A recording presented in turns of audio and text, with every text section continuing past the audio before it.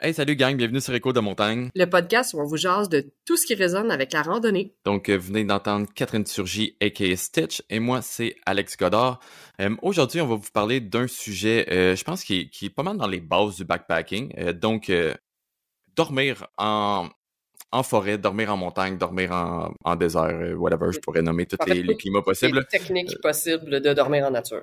Exactement. Donc, comme tu dis, plus que dormir, quoi utiliser pour dormir. Donc, on va passer au travers les types d'abris. Mais avant de passer au travers ça, on n'est pas tout seul pour cet épisode-là, parce que moi et Catherine, On connaît pas tout. on en connaît pas mal, mais on connaît pas tout. Fait qu'on a invité une de nos amies, qui est Tracy. Donc, Tracy, en fait, est-ce que tu pourrais te présenter un peu? Mettons, première question pour toi, quel sentier qui pourrait dire qui marque ton CV? Bonjour, moi c'est Tracy. J'ai quand même marché plusieurs sentiers dans les dernières années, mais ce qui m'a marqué le plus, surtout avec le type d'abri que j'utilise, c'est la PCT que j'ai marché environ la moitié l'année passée. Mm-hmm. Puis le Sentier international des Appalaches au Québec. Okay. Puis ça, c'est à peu près les sentiers que j'ai faits avec les plus longs que j'ai faits avec une bâche. Mm-hmm. Qui est en fait, puis ce qui est cool, c'est que c'est deux climats complètement différents d'un à l'autre. Fait que je suis sûr que tu vas avoir des histoires à raconter comme d'un bord ou de l'autre. Puis en fait, que t'as peut-être même. Non, en fait, t'as dit les deux, t'es fait avec les bâches. Mais. Ben, parfait. Puis normalement, dans le fond, ben, tu l'as un peu mentionné, ta manière de camper préférée est la bâche, c'est bien ça? Oui, c'est ça. C'est ma façon principale de camper, de prédilection. C'est sûr que des fois, j'utilise une tente, mais si je peux, je préfère m'en sortir avec une bâche. Nice. Ben, c'est un peu pour ça qu'on t'a sur le podcast, parce que t'es un peu notre spécialiste de la bâche. Moi et Alex, on est plus habitués avec d'autres techniques, là. On va les énumérer, mais on a bien hâte que tu nous parles des techniques de camping en bâche, là. Oui, très contente d'être là, merci. Bien. Merci à toi. Bon, on peut partir tout de suite avec en énumérant les styles principaux. Puis après ça, bien sûr, on va rentrer plus en détail dans chacun, donner des exemples, tout ça. Mais Catherine, je te laisse partir. Oui. C'est quoi les meilleurs styles, en fait, les styles qu'on retrouve le plus sur le sentier? Ben, les grandes familles, là. Fait qu'on a 5 façons de faire de camper en longue randonnée. Donc, la première, la plus connue, la plus populaire, c'est en tente. Puis là, dans les tentes, on va vous parler des 3 sortes de tentes. On a des tentes autoportantes, des tentes semi-autoportantes, puis des tentes qui se montent avec les bâtons de marche. Donc, c'est les 3 familles de tentes. Fait que la tente est le premier style. Le deuxième style dont on va vous parler, c'est évidemment le style de Tracy, la bâche. Donc, camper avec seulement une bâche et autres accessoires. Le troisième type, c'est en hamac, donc suspendu aux arbres. Le quatrième, c'est le bivy. Donc, c'est plus un micro-abri, finalement. Mais Tracy va pouvoir nous donner plus d'informations aussi sur ce style-là. Je pense qu'Alex l'a testé aussi une fois. Mm-hmm. Et le cinquième, et non le moindre, le plus simple, en fait, le plus minimaliste, qui est le cowboy camping, donc le camping à la belle étoile, ou en abri 3 côtés, qui demande l'équipement similaire. Donc, c'est les 5 sortes, les 5 grandes familles d'abris, si on veut, dont on va parler dans l'épisode. Ouais, puis tu sais, je veux dire, on va parler de ceux-là. Bien sûr, il y a d'autres techniques, mais là, ben, en fait, vous le savez en nous écoutant, là, moi puis on est vraiment un podcast sur la randonnée, sur le backpacking. Fait que tu sais, il y a d'autres styles de camping, mais je pense qu'ils se prêtent pas tant bien à la randonnée pédestre. Fait que c'est pour ça qu'il y en a qu'on a tout simplement enlevé par forfait. Là, c'est vraiment ce qui rentre bien dans un sac à dos de backpacking sans avoir à traîner un traîneau ou peu importe quoi, là. Donc, on peut partir tout de suite. Dans le fond, on va passer au travers chacun des styles. Puis de là, on va parler vraiment des avantages, le poids, les meilleures situations pour l'utiliser, comment le ranger, puis etc., etc., etc. Donc, voilà. Donc, si on commence par, je pense que la manière la plus populaire, la manière la plus répandue, et une des raisons pourquoi c'est la plus répandue, puis je pense qu'on va tout de suite pouvoir partir là-dessus, c'est qu'il existe plus qu'un modèle dans cette famille-là, donc qui est la tente. Donc, tu sais, comme je dis déjà dans la tente, puis vous l'avez vu sûrement si vous avez déjà magasiné une tente ou si vous commencez à vouloir acheter une tente, ça peut être un monde qui est tellement gros, puis là on se dit pourquoi qu'elle pèse 10 livres puis elle pèse 1 livre, c'est quoi les différences entre, entre ces deux tentes-là? Donc c'est ça qu'on va pouvoir éplucher. Puis je pense la plus populaire, c'est la freestanding, la autoportante. Puis Catherine, tu peux-tu présenter un peu c'est quoi la autoportante? Oui, ben en fait, la tente autoportante, c'est la tente classique là, qui se monte avec comme des bâtons soit en carbone ou des armatures comme en carbone ou en aluminium, donc télescopiques ou qui se défont en petits morceaux. Donc, c'est vraiment les tentes les plus classiques, puis qui étaient aussi les plus répandues en longue rando. La tendance change, là, on va vous parler des autres modèles qui sont apparus sur le marché, mais vraiment la tente à armature, là, autoportante, c'est vraiment la tente qu'on peut monter. Puis une fois qu'elle est montée, là, il y a 2 murs, en fait, il y a le moustiquaire qui se monte, puis ensuite on a la bâche qui va par-dessus, qui est moulée à la tente. Mais on peut la déplacer. C'est-à-dire que la définition de autoportante, c'est qu'une fois qu'elle est montée, tu peux la bouger de place parce qu'elle se tient tout seul. Il faut faire attention dans les grands vents. J'ai vu des tentes voler sans qu'elle soit ancrée au sol, mais c'est une tente qui peut se tenir toute seule si elle n'est pas ancrée au sol. Fait que c'est ça la définition d'une tente autoportante. Ouais, puis l'avantage d'une tente comme ça, tu l'as dit, c'est que t'es pas obligé de la piquer. Fait que tu pourrais la monter sur un cap de roche. Puis elle va tenir sans que tu aies rien à faire de spécial. Dans un contexte où ils ne ventent pas trop. Oui, exactement. Par curiosité, moi je sais que je l'ai utilisé. Kat, je sais que tu l'as utilisé à certaines reprises ici. Tracy, t'es-tu familiarisé avec cette technique-là? Ou est-ce que tu... Est-ce que tu as déjà eu une tente autoportante? Ouais. Ça fait très, très longtemps. Je pense qu'on a tous débuté avec la tente autoportante, là, qui est comme la plus accessible. Je sais pas si toi, Tracy, tu te rappelles de ton premier modèle de tente autoportante? Oh, oui, cette tente pesait 6 livres. Oh my God! Et je la traînais avec moi et je faisais du backpacking avec sans problème. OK, attends, je veux dire quelque chose. Parce que là, il y a des gens qui, peut-être, qui t'ont jamais vu, mais genre 6 livres, elle devait être aussi grande que toi. Oui, la tente était aussi grande que moi, en effet. Pour ceux qui ne me connaissent pas, je mesure 5 pieds 2, 110 livres mouillés. Donc, je suis pas une personne particulièrement grande ou forte. C'est une personne ultra light, en fait. Je suis ultra light. Dans tous les sens du terme. Puis toi, Alex, ta première tente autoportante, c'est... Ben oui, puis en fait, je peux te dire pourquoi j'ai été vers ça dès le départ, puis je pense que c'est une des raisons pourquoi beaucoup de gens vont aller vers cette tente-là, c'est que c'est facile d'accès comme tente. Donc on n'a pas besoin d'un cours de pratiquer vraiment comment la monter. On va le faire une fois, puis après ça, on va assez bien comprendre comment ça va se faire pour les prochaines fois. Donc, tu sais, dépendant d'un sol à l'autre, elle va se monter facilement. Fait que ça a été ma raison vraiment d'y aller avec ça. Et aussi la versatilité de la tente. Comme qu'on a dit, ça se monte pratiquement sur tout style de surface. Là. Ouais. Puis les instructions sont relativement simples. Là. D'habitude, c'est assez facile à monter. Là. Exact, parce que t'as pas besoin de la tendre d'une certaine manière. Si t'accroches les bons crochets après les bons poteaux, elle va tenir debout. Besoin de technique, là, ouais. Exact. Fait que ça, c'était ma raison d'y aller. Puis après ça, ben, tu sais, on se cachera pas, l'autre raison. Je commençais dans le backpacking. Je savais que j'aimais ça, mais je voulais pas quand même investir comme des 1000$ dans une tente quand ça allait être ma première tente, puis je savais que j'aimais ça, mais après ça, à quel point j'allais en faire, j'en étais pas au point d'aujourd'hui que c'est rendu tout simplement mon métier d'aller marcher. À ce moment-là, c'était encore que par passion, fait que ça allait se faire peut-être.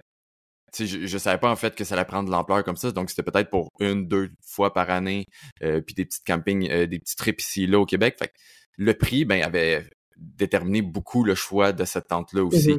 Puis c'était la Big Agnes Copper Spur HVUL2.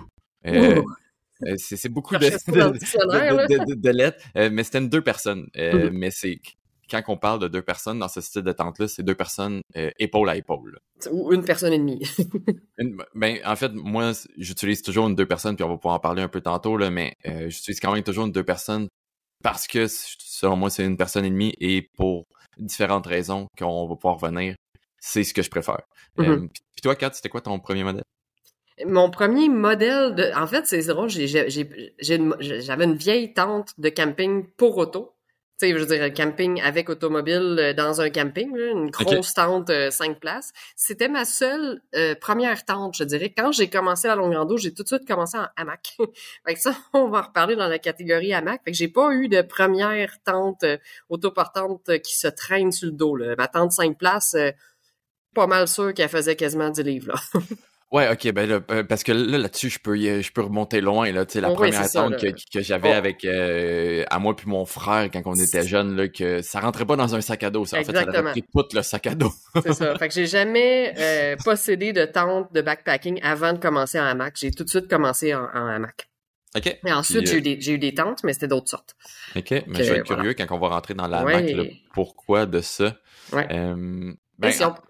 Oui, vas-y, Alex. Ben, j'allais dire, tu sais, déjà dans les deux exemples, autre toi, Catherine, là, qui est bizarre, on a été, tu sais, moi puis Tracy, on a été vers le autoportant.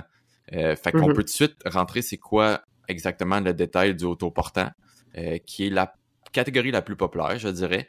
Fait que autoportant, mais ça dit, dans le fond, puis on a parlé, on a glissé un mot, tu sais, ça se tient tout seul. Puis ce qui va, une des caractéristiques de cela qui va changer en fait vers les autres, c'est que c'est pas mal la catégorie qui est normalement la plus lourde des autres. Et la raison, ben c'est parce que tout ce que tu as besoin pour qu'elle tienne est avec la tente. Donc c'est sûr que ça prend un peu plus de poids parce qu'il va y avoir plus de crochets pour tenir après tes pôles. Il va y avoir plus de pôles parce que c'est tes pôles qui a fait tenir tout seul. Puis c'est sans enlever le fait qu'il va y avoir aussi souvent tu vas quand même souvent avoir besoin de la piquer. Fait que malgré qu'il y a plus de pôles pour qu'elle tienne tout seul, tu vas quand même partir avec les piquets d'une manière ou d'une autre parce que tu vas vouloir la piquer, parce que sinon tu vas quitter le temps d'aller aux toilettes, puis il va y avoir une bourrasse devant, puis elle va partir. Là. Fait que histoire vécue. Je savais que ça était arrivé à quelqu'un. Dans nous trois, c'est sûr que c'est arrivé une fois. Non, mais c'est parce que, tu sais, ça reste que, mettons, la Big Agnes, ça reste une tente de 3 livres, fait que c'est quand même pas si pesant que ça, malgré qu'on va pouvoir en parler, c'est plus pesant que les autres. Mais 3 livres, quand je pense qu'il y avait rien encore dedans, j'avais pas encore mis juste mes affaires, j'avais juste monté la tente, puis après ça, je me suis reviré comme pas longtemps, puis elle est pas partie loin, elle a juste viré sur le camp, là, parce que elle s'est fait renverser, là, mais... Elle s'est fait quelques tonneaux. C'est ça. 3 livres, ça se renverse assez rapidement, là. Ouais. Fait que tu l'as dit, tu sais, le gros inconvénient, on a parlé des avantages, fait que c'est une tente qui est accessible, qui est généralement un petit peu moins coûteuse que d'autres options, mais les inconvénients, ben c'est sûr que c'est le poids. Le poids et le volume. Ouais, exact. Parce qu'il faut traîner les bâtons, faut traîner les 2 toiles, fait que c'est plus de morceaux que les autres systèmes, là.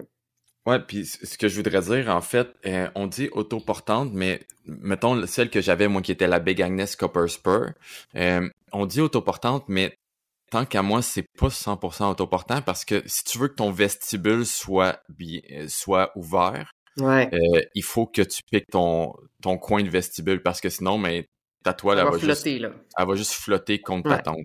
Ouais. Fait que, oui, tu vas être à l'abri, mais t'auras pas de vestibule si tu piques pas le vestibule.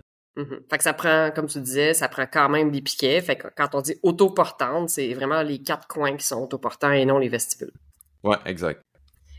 Après ça, ben, je sais pas si on peut parler tout de suite du style semi-autoportant, parce qu'ils sont relativement similaires, là, pendant qu'on parle de vestibule qui flacote, là. Ouais, mais en fait, je voudrais juste ajouter une petite affaire sur l'autoportante, parce que là, tu sais, on a nommé la Big Agnes Copper Spur, qui est celle que j'avais, mais dans la concurrence, dans le fond, tant qu'à moi, il y a 3 grosses compagnies de tentes, là, si on rentre dans le magasinage. Dans le magasinage, puis dans ce qui fait plus, qu'on va être capable de retrouver dans les grandes surfaces, tu sais, Cell, Mec, peu importe là, lequel magasin.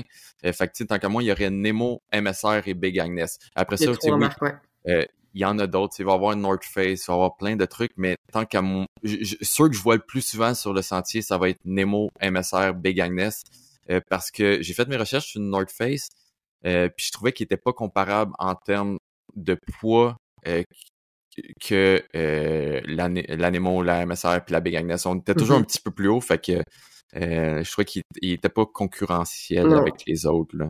Puis, tu sais, côté statistique, tu sais, oui, on a chacun, nous trois, nos expériences de ce qu'on a observé sur les sentiers, mais avant l'épisode, on a quand même fait nos recherches. On est allé voir les sondages de la Pacific Crest Trail et de l'Appalachian Trail sur le palmarès des marques de tentes et des styles de tentes qui étaient les plus utilisés.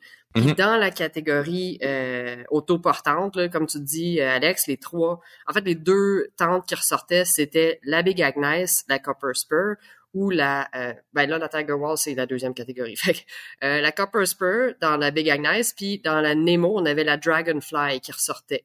La MSR Uba, on la voit disparaître de plus en plus. Elle est pas très présente. Elle l'était il y a quelques années, mais elle a perdu un petit peu sa place du marché parce que maintenant, il y a des tentes un peu plus légères qui se font. Mais c'est des trois marques, comme tu dis, qui sont les plus populaires dans la autoportante.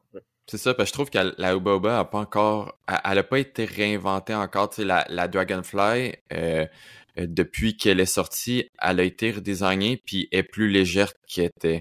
Est plus légère qu'elle était. Ouais. Donc, tandis que la MSR, on est... Tu sais, ça reste que c'est une tente à 3 livres et demi environ, la Uba, qui est pas mauvais. Puis, tu sais, pour le prix, ça a de l'allure.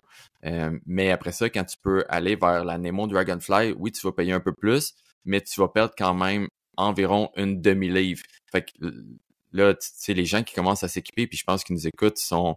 voyons, c'est juste une demi-livre, mais... À la fin, ça s'additionne. Chaque gramme compte, hein? Là, on n'est pas rendu à parler des tarps encore. Fait que ça, la Dragonfly puis la Copper Spur, je pense qu'ils vont être plus dans le même range, là. Tu sais, il y a quelques 11 qui les séparent, donc on est vraiment plus concurrentiel entre ces deux-là que la Uba, là. Mm-hmm.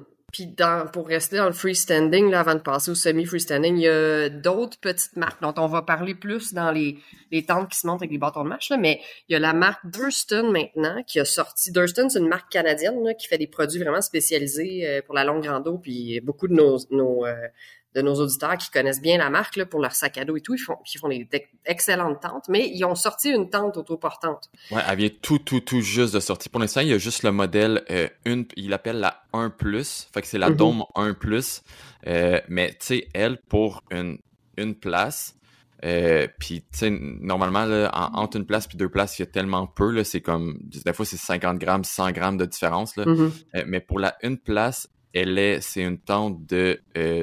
en bas de 2 livres, elle est à 1 livre point cuc, là, quasiment à 2 livres. Fait que quand la deux personnes est annoncée, là, elle n'est pas encore sortie, mais ils ont annoncé qu'ils vont la faire. Fait que j'imagine quand elle va sortir, on va être à une tente d'environ 2 livres et peut-être quelques poussières. Là. Fait que à la fin, ça va quand même être vraiment intéressant comme tente parce que ça va être une tente freestanding qui va être pratiquement une livre de moins que les gros concurrents de la même catégorie. Là. Fait que ça... Puis souvent, en longue randonnée, à suivre, ça risque d'être un excellent produit. Puis souvent, en longue randonnée, il n'y a pas de règles, il n'y a pas de tente parfaite, là, mais les gens qui magasinent pour des tentes légères ou ultra légères vont généralement viser en dessous du 2 livres.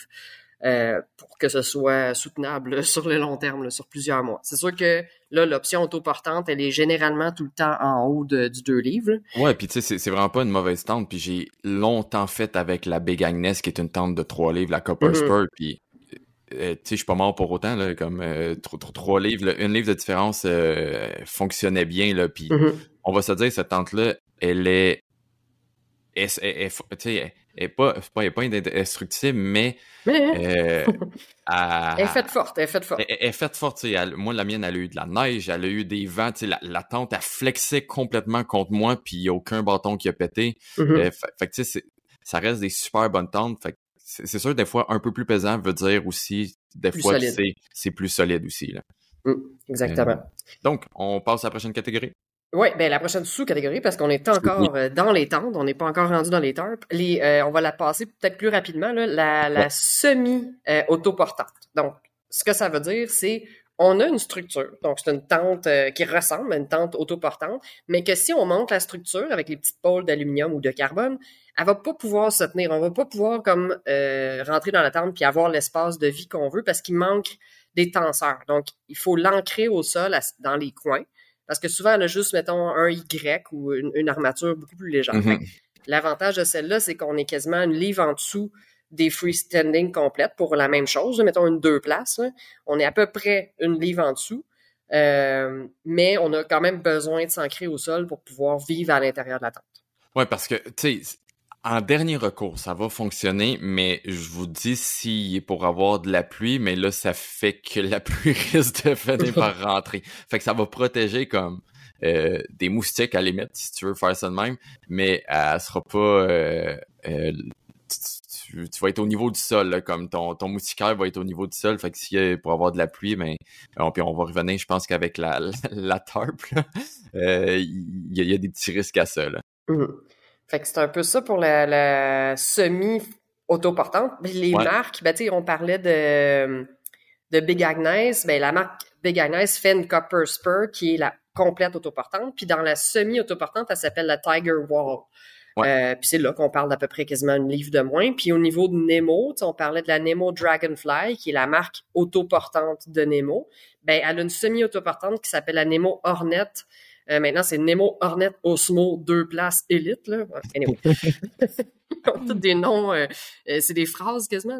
Puis elle fait quand même une livre 13 onces, ça qu'on parle encore une fois d'une livre de moins que sa sœur Nemo Dragonfly, là, qui est dans le autoportant complet. Là. Fait que on vient sauver presque une livre par tente pour le même espace. Là. Ouais, qui est non négligeable. Puis encore une fois, vu que t'as l'armature, le Y avec l'épaule, mais ça fait que c'est quand même une tente qui est relativement facile à monter. C'est juste que c'est sûr que ça se pique pas partout. Après ça, il y a des techniques à aller chercher, à mettre en pratique à ce niveau-là. Mais ça fait qu'il y a un petit côté plus technique à la montée que la freestanding. Elle sera peut-être pas belle du premier coup, tu sais. Non, c'est normal. Définitivement. C'est ça. J'en ai déjà eu une, puis c'est ça, à moins qu'elle soit piquée parfaitement, la pluie, ça rentre. Ouais. Ça a ses inconvénients. Mais j'imagine qu'on apprend, puis tu t'es trouvé des techniques pour la monter. Ouais, je l'ai jamais vraiment aimé parce que pour la différence de poids comparé à quelque chose qui est, on va parler dans le futur, là, avec des bâtons de marche, je trouve ça vraiment plus avantageux avec quelque chose avec des bâtons de marche. Tant qu'à faire, ouais. Ouais, c'est ça. Ben, on peut tout de suite aller dans celle-là, puis là, tu sais, on parlait de, tu la monteras pas parfaitement dès le début. Ça, c'est un bon exemple. Les tentes avec des bâtons de marche. Fait qu'elle, une des raisons pourquoi elle est moins populaire, en fait, la raison principale, je dirais que c'est que elle est plus dure à trouver dans un magasin grande surface.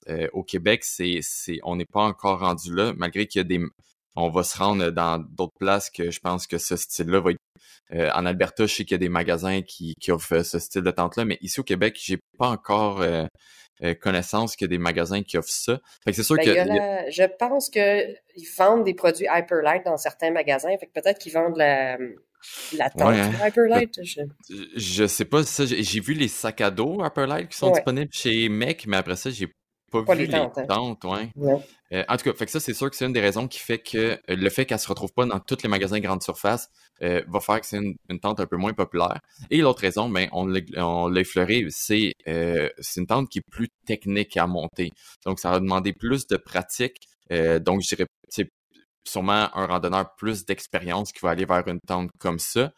Et ça va surtout demander plus de pratique dépendant du sol parce qu'il y a des sols qui vont être extrêmement difficiles à monter ce style de tente-là. Donc, encore une fois, plus de pratique qui rend peut-être un peu moins versatile, je dirais.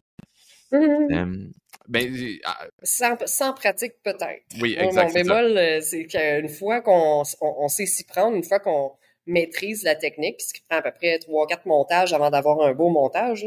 Il y a tout plein de techniques qui permettent de rendre son montage facile, peu importe le sol, les techniques avec des roches, on pourra en parler plus en détail. C'est vraiment juste un autre style de tente. Oui. Donc, par rapport à quelque chose qui est semi-autoportant, il y a une courbe d'apprentissage, mais un coup que t'es rendu là, c'est pas plus difficile à installer, je trouve. Non, puis je pense qu'une fois que tu fais une fois que tu fais le changement vers une tente à bâton de marche, c'est tellement léger et simple d'utilisation. Une fois que tu le maîtrises, c'est très simple. Je pense que le retour en arrière est difficile. Effectivement, mais surtout quand tu penses après ça au poids, tu as été vers une tente qui va peser, mettons, 1 livre pour une 2 places, puis là, tu retournes vers quelque chose tu doubles le poids en allant vers un autre modèle. Souvent, ça tente pas de retourner là. Non. Puis l'autre chose aussi, peut-être au Québec, en termes d'approvisionnement, elle est moins populaire parce qu'on la retrouve pas en magasin. Par contre, si on revient au sondage des longs sentiers de longue randonnée aux États-Unis, sur la Pacific Crest Trail, par exemple, si on regarde le top 10 des tentes les plus utilisées, ben le top 3 sont des tentes qui se montent avec des bâtons de marche. Puis, mais ce que je pourrais dire qui influence ça, c'est que la plupart des grosses compagnies de ce type de tente-là vont être des compagnies américaines. Fait que, on l'a toutes vécu, les 3 ici, on l'a vécu. Quand tu veux commander du stock ultralight, on a quelques compagnies au Canada, mais après ça, normalement, ça va venir des États-Unis. Donc, le prix pour nous devient très dispendieux de prendre une tente comme ça. Fait que c'est sûr que ça l'aide qu'aux États-Unis, eux, le shipping se fait à partir des États-Unis. Donc, il n'y a pas de douane à payer, ils n'ont pas rien de ça. Ils n'ont pas de conversion de US il n'y a pas de change, oui. C'est ça, fait que... Pas de douane. Non, c'est ça.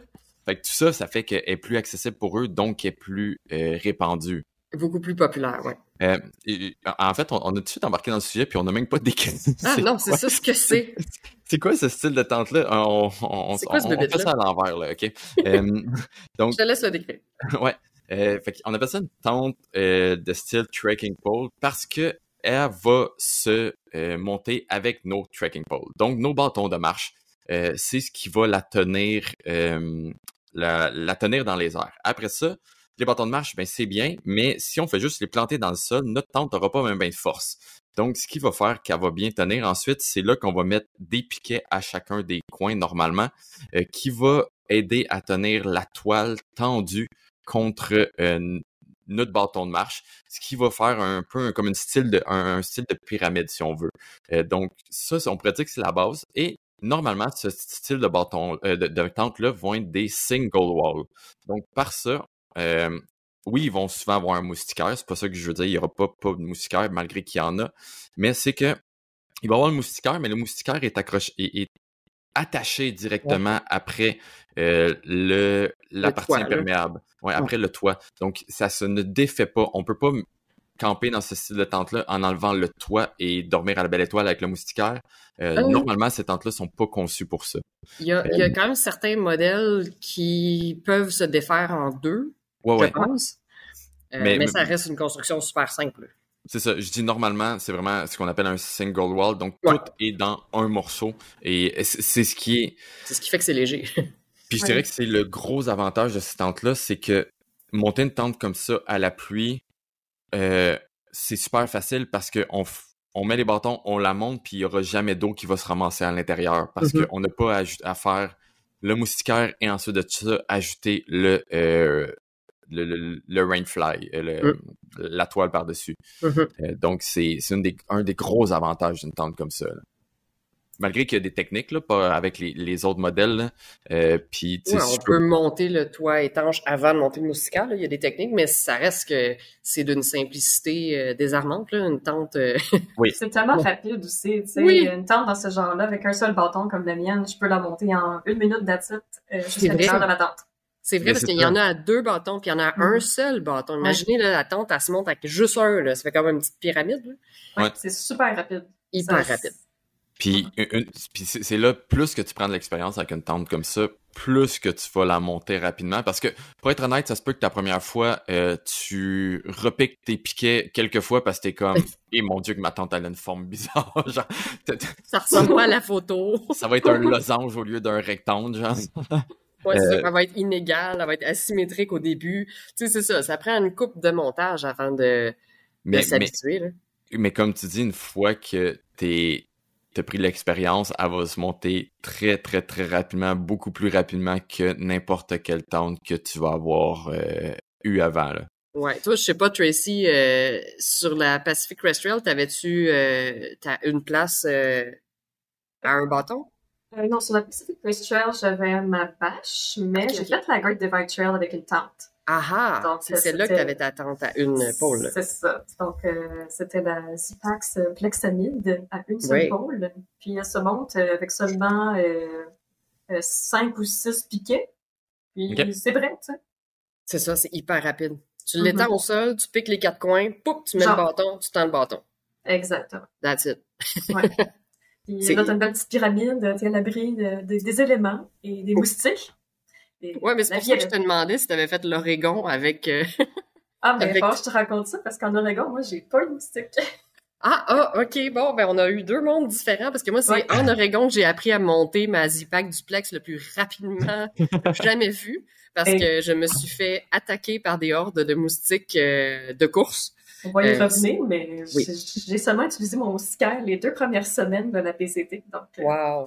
Ben, on n'était pas là dans la même période. Je pense que j'ai tombé dans les 2 semaines fatidiques où tous les moustiques éclosent. Il y avait une éclosion exactement là. Toi, t'es arrivé un peu après, fait que t'as eu cette chance-là. J'ai croisé tout le genre traumatisé qui allait dans la direction opposée. Qui t'avertissait que, oh mon Dieu, l'Oregon, tu vas voir, ça va être... prépare ton moustiquaire, tu sais. Exact. OK. Bon, je l'ai vécu. Avant de passer au prochain sujet, que là, je pense, Tracy, tu vas pouvoir nous éclairer beaucoup sur ce niveau-là, juste faire un petit astérix sur les tentes d'hiver, parce que ça va se retrouver dans cette catégorie-là. Je l'ai dit, tentes d'hiver. Donc, en hiver, ça va être une des manières les plus populaires de dormir, va être en tente. Et 2 des raisons avec ça, c'est que, premièrement, ben, on est capable d'aller chercher des tentes qui vont être plus de style expédition, donc qui vont être beaucoup plus solides, qui vont supporter le poids de la neige. Fait que ça va être une des raisons. Mais malgré ça, moi, j'ai souvent campé avec la Big Agnes Copper Spur. Donc, elle supportait quand même bien jusqu'à un certain niveau le poids de la neige. Mais ce qui est intéressant des tentes par rapport aux autres modes, dans le fond, c'est que souvent, oui, on va avoir le toit par-dessus, mais souvent, même la place, l'intérieur avec le filet, ben, il va y avoir des tentes avec des murs qui montent à différents niveaux. Fait que la Copper Spur, moi, c'était ça que je trouvais intéressant, c'est que le moustiquaire arrêtait à la moitié de la tente et tout le bas, en fait, était en nylon. Donc, juste ça l'aidait à protéger du vent et à créer mon petit cocon de chaleur l'hiver. Fait que c'est pour ça que la tente est pas mal la manière la plus répandue en hiver. Après ça, je dirais que les pyramides deviennent de plus en plus populaires en hiver. Puis surtout les pyramides, je dirais, sans moustiquaire. Donc vraiment juste une toile qu'on pique puis qu'on tend à terre puis qu'on... C'est presque un hybride entre une bâche et une tente, finalement. Ouais, exactement. Fait que ça, c'est une manière que je vois beaucoup monter en popularité, là. Mais comme je dis, on n'ira pas trop dans ce détail-là. On vous invite à aller voir l'épisode d'hiver, qui est l'épisode 12, si je me rappelle bien. On parle beaucoup plus des manières différentes de dormir en hiver. Donc, on vous laisse, si l'hiver vous intéresse, d'aller voir cet épisode-là. Aujourd'hui, on va parler plus du 3 saisons, en fait, là. Donc, puis t'as abordé un bon point, tu sais, au niveau des moustiquaires puis des doubles toits. On a parlé un petit peu des doubles toits. Il y a des mythes, juste pour conclure le sujet des tentes, là, il y a des mythes au sujet des tentes à un seul mur versus les tentes à 2 murs. Souvent, les gens vont dire « Ah non, moi, des tentes à 1 mur, je vais jamais aller avec ça. Ça fait ben trop de condensation. » Bon. Le mythe de la condensation, en fait, c'est que, je pense qu'on en a aussi un peu parlé dans l'épisode qui parle de la pluie et de la gestion de l'humidité. Il va avoir autant de condensation dans une tente à double paroi qu'une tente à simple paroi. La différence, c'est que la condensation va aller dans la double paroi. Fait qu'elle nous impacte moins puisqu'on n'a pas de contact avec elle. C'est vraiment, ça va aller dans le toit. Puis le toit, ben, la toile va être mouillée, mais ça nous dérange moins étant donné que la condensation ne se retrouve pas à être dans notre espace de vie. Mais elle est là quand même. Fait que le secret là, pour la condensation, c'est vraiment l'endroit où on va mettre notre tente, la façon qu'on l'a aérée, puis la façon qu'on y vit. Là. C'est sûr que si on cuisine puis qu'on fait bouillir de l'eau, on s'aide pas trop. Fait que c'est ça. Fait qu'il n'y a pas plus ou moins de condensation, tout dépendant des sortes de tentes. C'est vraiment la façon où, l'endroit où la condensation va se trouver qui va être plus ou moins dérangeante. Puis je te dirais, ça aussi, c'est une habitude à prendre, là, comment la gérer. Moi, souvent, j'avais un petit linge en microfibre où ce que j'essuyais ma tente, là, les fois où ce que je me suis installé trop près d'un cours d'eau puis il y a eu beaucoup de condensation le matin ou que je me suis installée dans le fond d'un canyon dans l'Arizona. Mais tout ça, c'est vraiment une habitude à gérer, là. Fait que c'est vraiment un mythe que les tentes à simple paroi font plus de condensation. C'est juste qu'elle n'est pas à la même place. Ouais, exact. Bon, mais je pense qu'en parlant de condensation et tout ça, on peut y aller à l'extrême complètement, que je pense que ça va faire de la condensation, mais c'est tellement ouvert comme style d'abri que on s'entend, il va en avoir beaucoup moins. Donc, la tarp. Tracy, on va te laisser introduire ce sujet-là, puis en parler un peu plus, puis on va faire l'inverse, on change de bord. Donc, qu'est-ce qu'une tarp? Une tarp, c'est un morceau d'équipement, généralement rectangulaire, que l'on place au-dessus du campeur pour le protéger de la pluie. Puis c'est ça comme l'essentiel d'une bâche. Puis normalement, comment ça tient en fait? Là, je pose une question. Il y a vraiment beaucoup de façons d'installer une bâche. C'est ça qui est merveilleux avec cet outil pour camper. C'est qu'on peut être vraiment créatif. Donc, on peut utiliser la végétation autour de nous, les arbres, par exemple, pour attacher nos cordes. On peut utiliser nos bâtons de marche pour attacher les coins ou les extrémités de la bâche. On peut utiliser nos piquets, on peut utiliser des bouts de branches, des roches. Donc, c'est vraiment diversifié. C'est vraiment comme au gré du randonneur de décider un peu comment il installe sa bâche le soir venu. Puis, par curiosité, est-ce que ça se retrouve... parce que, tu sais, pour être honnête, j'ai regardé un peu, je connais le principe des tarps, tu sais, puis brièvement, là, mais j'ai jamais voulu magasiner ça. Donc, je sais même pas où ça se retrouve. Je pense que j'en ai vu des grandes surfaces, mais comme je pense pas la manière la plus populaire, n'est-ce pas? De ce que j'ai remarqué, c'est que toutes les grandes marques ont toutes au moins une version d'une bâche qu'ils proposent dans leurs produits. Donc, puis même chose pour les compagnies ultra légères, là, comme Zipax, etc. Ils ont toutes au moins un modèle de bâche. Mais c'est sûr que pour avoir quelque chose de super léger, parce que dans le fond, le but de camper en bâche, c'est d'aller le plus léger possible. Puis quelque chose qui est très modulaire. Donc, généralement, ça va être les compagnies ultralight qu'on va aller chercher. OK, comme Z-Pack, Hyperlite. Comme Z-Pax, MLD, Hyperlite, Gossamer, etc. OK. Ils ont tous des modèles soit en cils poli ou en cils nylon ou en Dyneema. OK. Ouais. Parce que... Même les compagnies de hamac, je pense qu'ils vendent des tarps qu'on pourrait aussi utiliser juste comme tarp. Là. Oui, c'est ça, comme Dutchware, Hammock Gear, etc. Donc, ça peut être utilisé autant... mais ça dépend un peu de la forme de la bâche, parce que certaines bâches ont comme 6 côtés. C'est mieux pour les hamacs. Oui, les hexagonales, là, avec les angles. Ouais. C'est ça. Pour camper à terre, généralement, on utilise une bâche rectangulaire ou rectangle avec comme une genre de curve sur le top. OK. Pour la corde, ça, c'est plus... j'en ai jamais utilisé, mais apparemment que c'est plus résistant au vent. Ça fait un meilleur pitch. Mais la mienne, c'est vraiment une bâche rectangulaire, sans forme. C'est très simple. Puis comment la dimension, comment tu choisis ta dimension de tarp? Parce que là, je suis sur le marché, j'ai magasiné brièvement, puis je suis un peu perdue dans les grandeurs. Personnellement, j'ai choisi une 7 pieds par 9 pieds, mais c'est simplement parce que moi, je suis une grande fan de Jupiter Hikes. C'est ça qu'il utilise, lui. Ah! Donc, je me suis dit, si ça fait pour un homme de 6 pieds 2, ça devrait faire pour une femme de 5 pieds 2. Ah ouais, en effet, ça doit être un palace pour toi. Là. Pour moi, c'est un vrai palace. Je m'assois sous ma bâche le soir et j'ai toute la place du monde pour faire toutes mes activités. Mais on peut aller plus bas que ça dans les dimensions. Ça peut aller jusqu'à peut-être environ 5 par 8.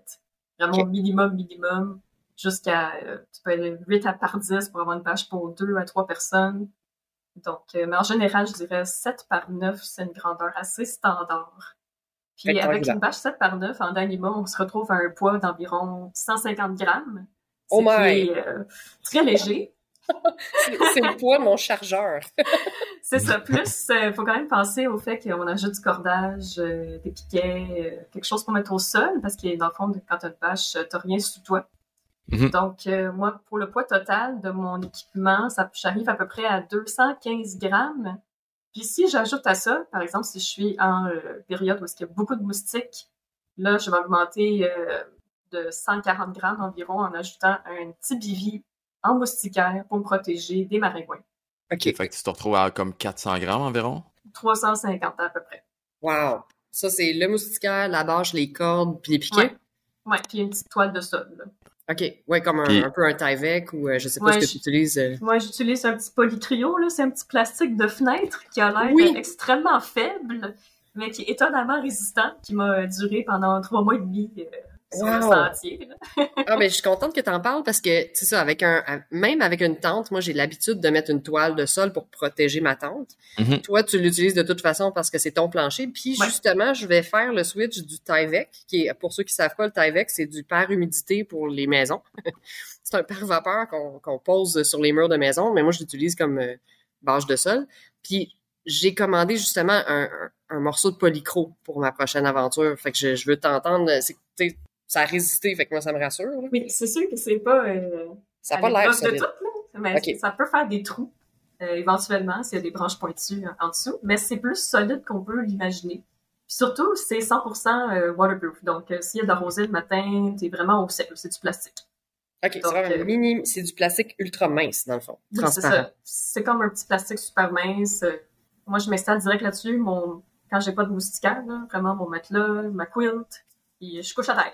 Puis à côté de moi, ben il y a la nature. Oui. T'as pas de plancher, si on veut, là. Non, c'est ça. À part de ça, autour de moi, c'est la nature. Donc, j'essaie de garder mes choses assez organisées. J'ai mon sac à dos d'un bord, mes souliers de l'autre, puis je mets un peu mes choses aléatoires dans ma casquette le soir, par exemple, mon téléphone, mon chargeur, etc., qui est à côté de ma tête. OK. Puis pour la gestion, parce que là, pour la plupart de nos auditeurs, ils sont comme, mais là, t'es dehors, dans le fond, les araignées, les insectes. J'entends les gens parler des insectes, de tout, là, les scorpions, ce que tu veux, les araignées. Fait que parle-nous-en, parce que je veux aussi dédramatiser ce sujet-là. J'ai quand même des petites anecdotes, mais par rapport aux animaux, j'ai jamais eu vraiment de rencontres animales durant en faisant du camping sous ma bâche. Le plus que j'ai eu, je dirais, c'est peut-être voir un chevreuil passer, là. Ça arrive en tente aussi, là. C'est cute. Une fois, il y avait un petit crapaud à côté de mon visage. Il s'était dit, du dioxyde de carbone, ça attire les moustiques. Tu sais, je vais m'installer là, je vais manger des moustiques. Fait que t'avais pas besoin de moustiquaire, t'avais lui pour t'aider. J'avais mon petit crapaud. Crapaud domestique. Mais ça peut arriver quelquefois, surtout sur la PCT, il y a des grosses fourmis. Puis ils vont comme... C'est sûr que, tu sais, si t'as une quilt, ils peuvent rentrer, là. Il n'y a rien d'étanche. Ils rentraient par en dessous, puis des fois, ça chatouille. Mais sinon, à part de ça, j'ai pas eu de mauvaise expérience avec la faune en campant de cette manière. OK. Puis, au niveau climat, parce que là, bon, encore une fois, pas de plancher. Ben là, sur la PCT, j'imagine que t'as pas eu beaucoup de pluie, là. Mais que faire? Parce que je sais que t'as fait aussi le SIA. Ça se peut pas que t'aies pas eu de pluie.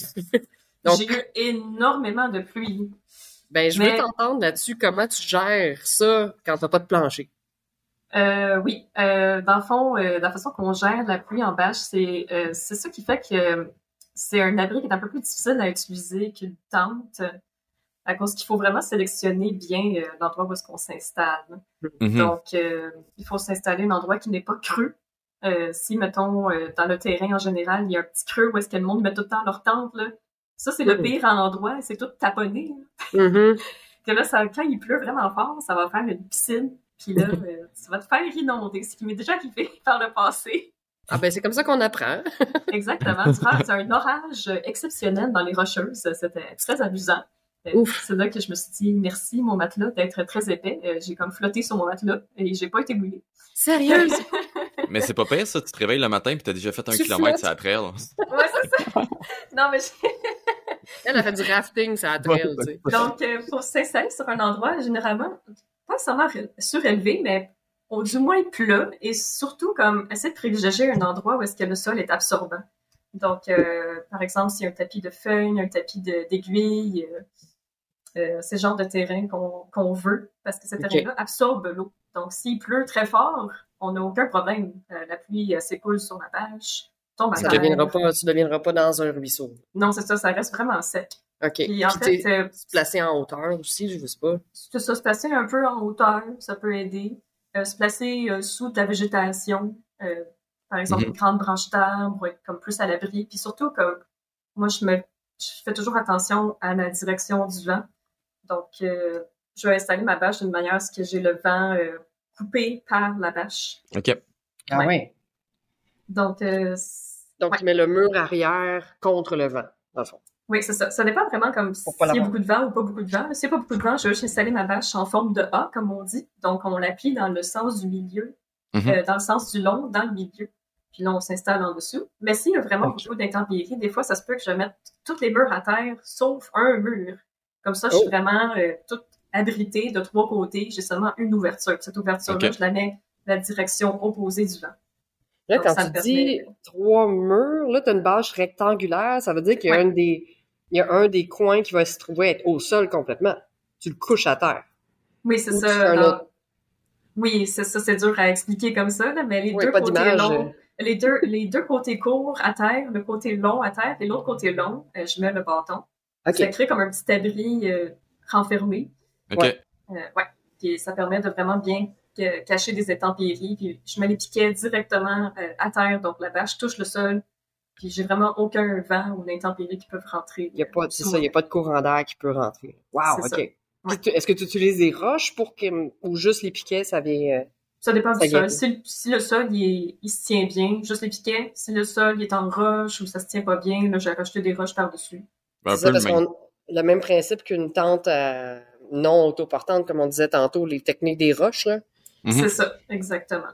Fait que ça, on l'a pas détaillé, mais en fait, puis vous pouvez aller chercher un peu sur les internets, là, sur YouTube, la technique comment ancrer, tu sais, quand les piquets ne peuvent pas rentrer dans le sol, là, il y a une technique avec 2 roches qu'on peut utiliser. On met les cordes autour, puis on coince la corde sous les roches, là.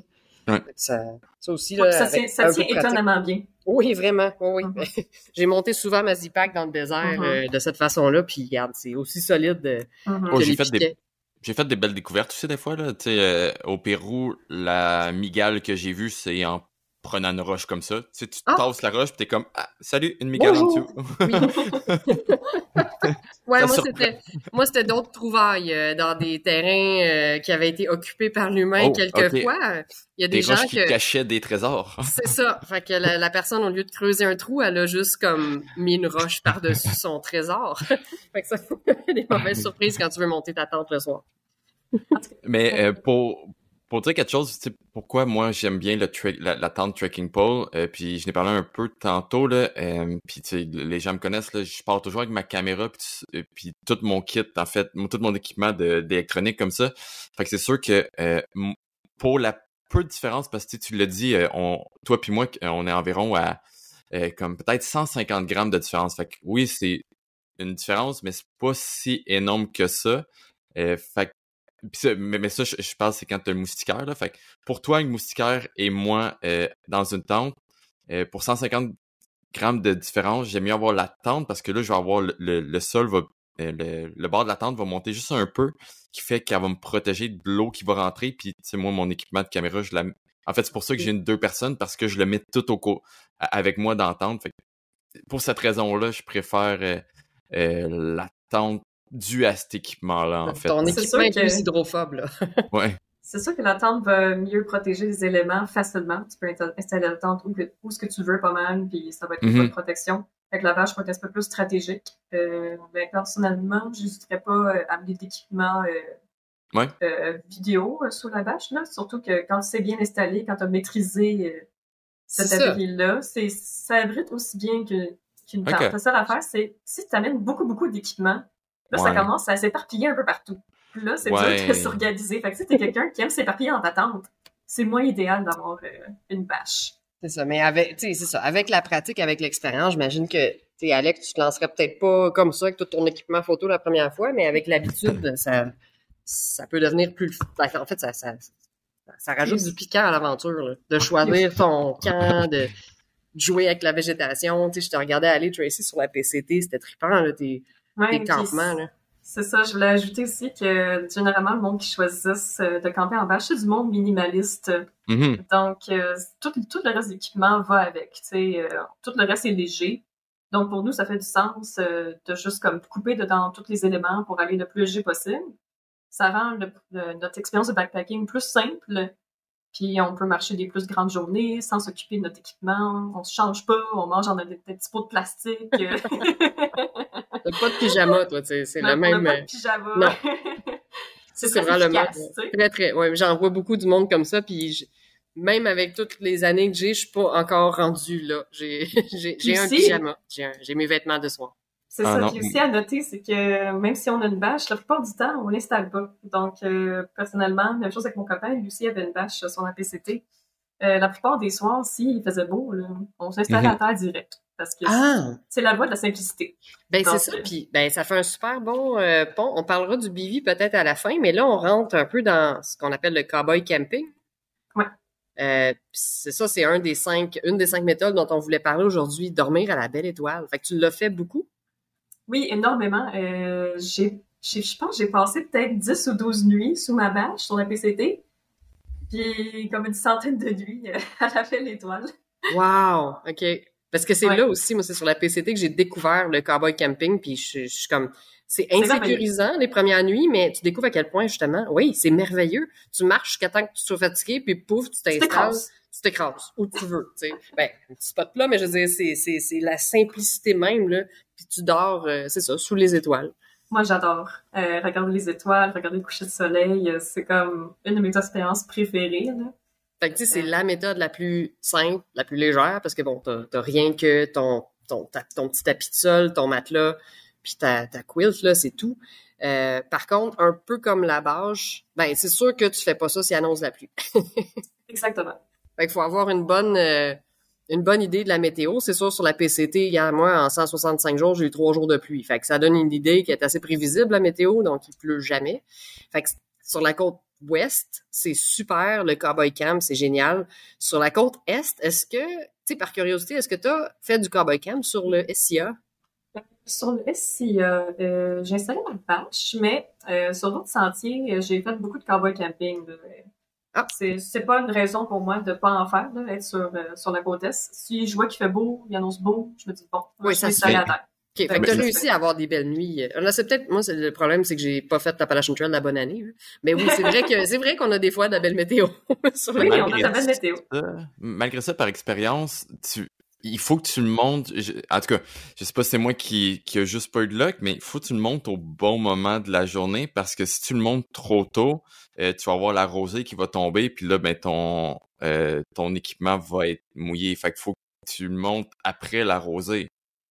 En tout cas, par Ça expérience, marche. non, Non, si tu dormir au cowboy, sol. tu sais, Ah. si t'étends ton sleeping bag puis la rosée n'a pas encore tombé, mais ton sleeping bag va être humide. Peut-être, mais ça dépend vraiment du type de sol puis du type d'environnement, là. Des Ben, environnements plus secs ou forestiers, moins. Si c'est gazonné, oui.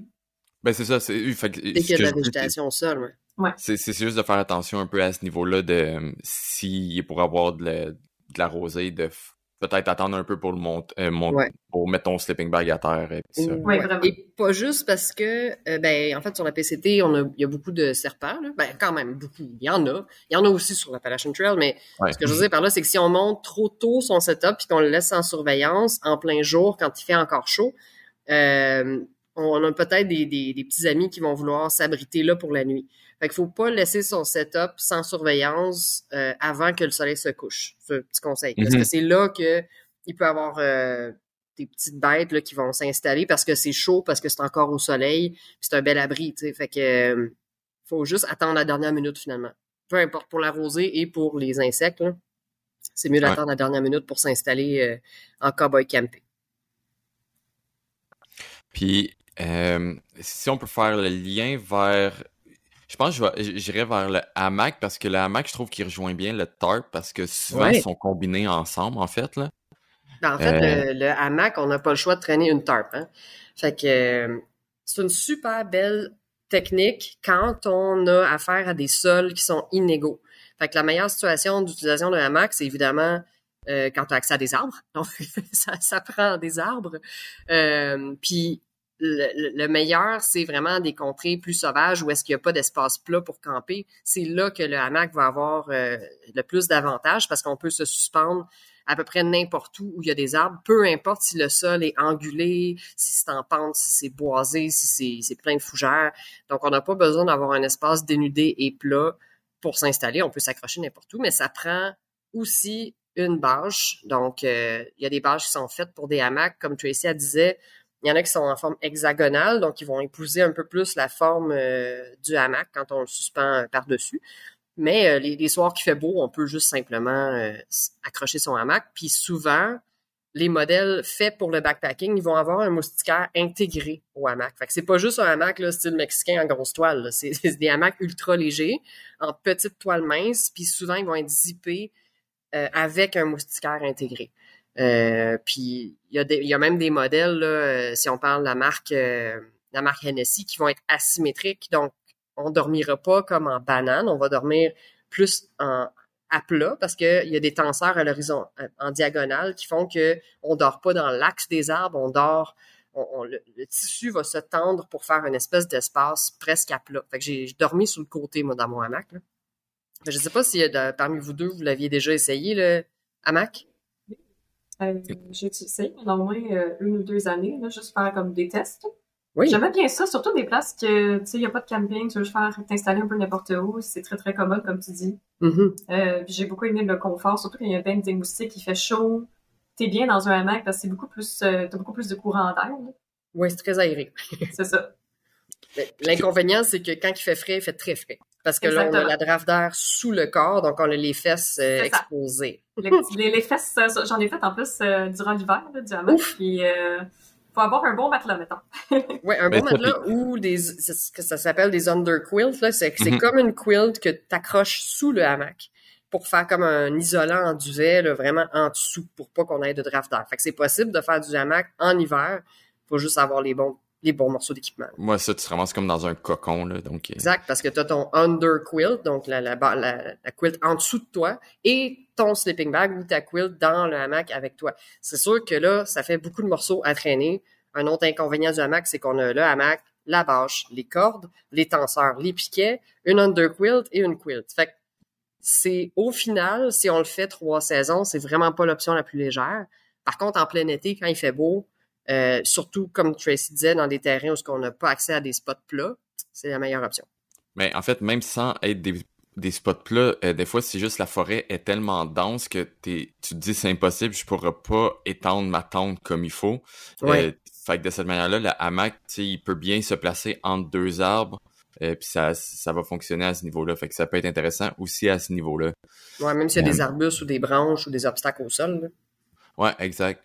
Puis ce qui m'apporte en fait au dernier point, qui est un autre, je trouve, qui se place bien à beaucoup d'endroits, mais que je pense qu'il a été populaire pendant un bout, puis il a perdu un peu, il a perdu de popularité un peu dû aux autres modes qui est arrivé, puis en fait surtout aux matériels qui sont arrivés, parce qu'on n'a pas parlé tantôt des matériels, là, mais le nylon, ça va être ce qui va se retrouver la plupart du temps dans la plupart des modèles, surtout en grande surface. Mm-hmm. Mais il y a eu l'arrivée du Dyneema.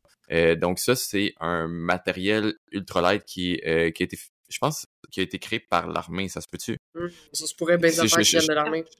Apparemment que c'est utilisé dans les voiles de bateaux. Oui, hein? De compétition. Oui, c'est comme un composite ultra dense, là, avec des mini fibres synthétiques avec une colle spéciale. Puis c'est hyper résistant par rapport à l'épaisseur que ça a, un peu comme dans la toile d'araignée, là. C'est indestructible. Ben, en fait, ce qui est intéressant, c'est que puis c'est très, très, très, très imperméable. Donc, contrairement, mettons, à un nylon va falloir qu'il soit traité pour qu'il soit imperméable. Le Dyneema n'aura pas ce problème-là, donc il va rester imperméable. Je dirais le pire ennemi du Dyneema, par contre, c'est contrairement, mettons, à un nylon. Tu sais, un nylon, c'est un peu, c'est extensible. Donc, s'il y a une branche qui pique, mais normalement, ça va juste faire une pression et ça va revenir. Tandis que le Dyneema, ben, il est pas extensible, donc ça peut, s'il y a quelque chose de pointu, en fait, ça peut faire un trou dedans. Oui, fait vécu. Je sais pas si vous autres, vous avez déjà fait des trous dans vos dining. Oui, comment c'est arrivé? Je veux savoir. Je sais pas vraiment, parce que ça fait juste apparaître, mais tu sais, c'est un matériel qui peut trouer assez facilement, mais en même temps, c'est un matériel qui est très facile à réparer. Donc, si tu as du tape, du ruban en Dyneema, ça commence à piquer sur le trou, puis c'est comme neuf. Donc, oui, en fait, ma tante est pleine de petites cicatrices comme ça, là. Ma bâche aussi. Oui, bon.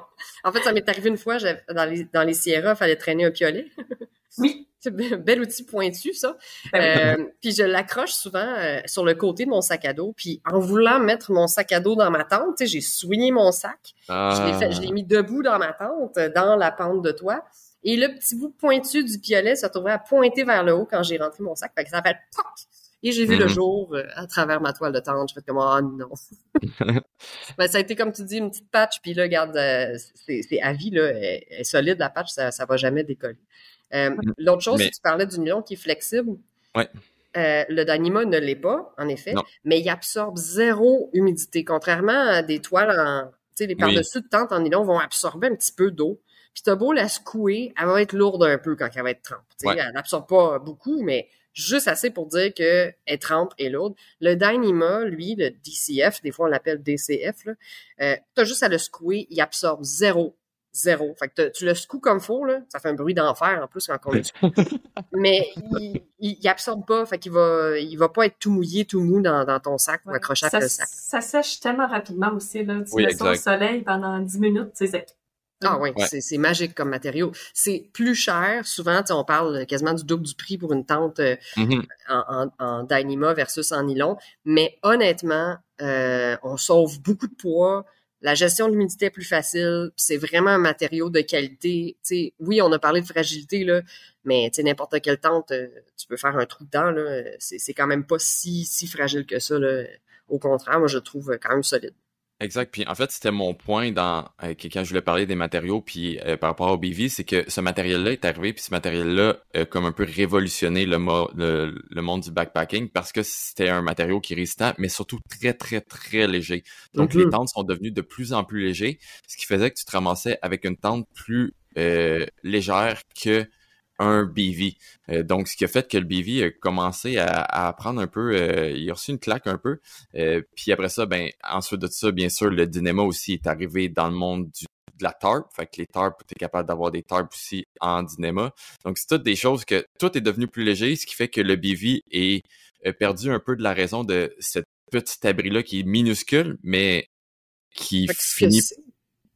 Ouais, en fait, oui, je vais vous laisser y aller vers... je pense que c'est Tracy que tu disais que tu étais plus familiarisé parce que j'ai dormi, moi, une fois dans un BV, donc... Oui, dans le fond, sous ma bâche, j'utilise un BV. Un BV, ça peut être très utile pour combiner avec un autre abri comme une bâche parce que ça permet de bloquer l'entrée des moustiques, par exemple. Ouais. Donc, le bien, c'est vraiment juste une petite toile lancée de nylon avec un petit moustiquaire par-dessus. Mais il existe aussi certains bivets qui sont un peu plus résistants à l'eau. Donc, ils ont plus une toile fermée qui a vraiment un petit moustiquaire juste au niveau du visage. Comme ça, ça permet de minimiser un peu les éclaboussures de l'eau s'il pleut. Ça, c'est ça qu'on utilise principalement avec les bâches. Mais pour camper directement avec un bivet, c'est sûr que ça prend quelque chose de 100% résistant à l'eau. Étanche, là, ouais. Étanche. Puis ça fait que ça crée un beau cocon d'humidité, ce qui est pas tellement agréable. Donc, généralement, c'est un outil qui est plus réservé pour le monde qui font de l'alpinisme, par exemple. Donc, tu veux t'installer quelque part en montagne. Oups, t'es là, t'es dans la roche. OK, le seul abri que je peux transporter dans mon sac facilement, c'est un bivy. Donc, c'est gros, c'est comme un petit cercueil de toile. Là. C'est gros comme un corps, là, puis on se glisse dedans, puis on dort direct à terre, mais dans un petit abri. C'est ça, exactement. Donc, je dirais que c'est plus comme, de nos jours, c'est un outil vraiment spécialisé. Là. Pour l'alpinisme. C'est ça, qu'on va pas vraiment sur les longs sentiers. Non. On va te dire, l'avantage de cet item-là, c'est la grosseur que ça prend dans ton sac à dos. Là. Ça va être gros comme ton poing, puis tu vas avoir ton kit de BV. Là. C'est quand même très convenient à ce niveau-là. Mais c'est grand comme ton corps, en fait. Fait que c'est petit, là, en volume. Ça ne donne pas d'espace vivable, par contre. C'est ça le avantage. Faut pas être claustrophobe, là.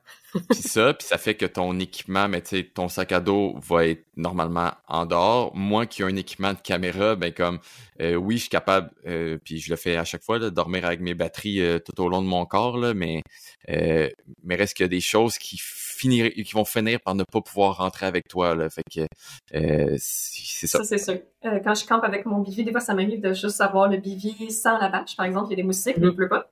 Là, c'est ça, tout mon équipement est à côté de moi, à l'extérieur du bivy. C'est ça. Juste au grand jour. Exposé aux éléments, pauvre petit. Exposé.